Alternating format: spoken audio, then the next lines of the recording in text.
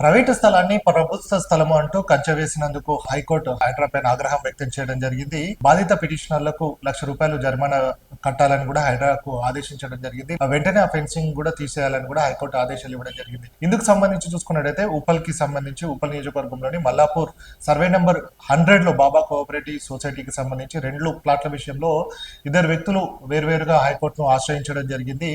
దీనిపై అడ్వకేట్ కి సంబంధించి సమగ్ర నివేదికను అడ్వకేట్ కమిషన్ ద్వారా జస్టిస్ శ్రవణ్ కుమార్ బెంచ్ తీసుకోవడం జరిగింది. సో ఇందులో హైడ్రా సమర్పించిన లేఅవుట్ కావచ్చు, అలాగే పిటిషనర్లు సంబంధించిన లేఅవుట్లలో రెండు కూడా డిఫరెంట్ గా ఉండడం, అలాగే హైడ్రా సమర్పించిన లేఅవుట్ లో వీరిద్దరికి సంబంధించిన ప్లాట్ల నంబర్లు లేకపోవడం, ప్లాట్స్ లేకపోవడం తోటి హైడ్రా అక్కడ ఫెన్సింగ్ చేసిందని కూడా చెప్తున్న నేపథ్యం ఉంది. కాబట్టి ఇది ప్రభుత్వ స్థలం కాదు, ప్రైవేట్ స్థలం అని కూడా వారు చెప్పిన నేపథ్యం. సో వెంటనే ఆ ఫెన్సింగ్ తీసేయాలని, లేకపోతే మాత్రం ఫెన్సింగ్ తీసేసే వరకు కూడా ₹1,00,000 చొప్పున జరిమానాను ఆ బాధిత పిటిషనర్లకు చెల్లించాలని కూడా హైకోర్టు ఆదేశించడం జరిగింది.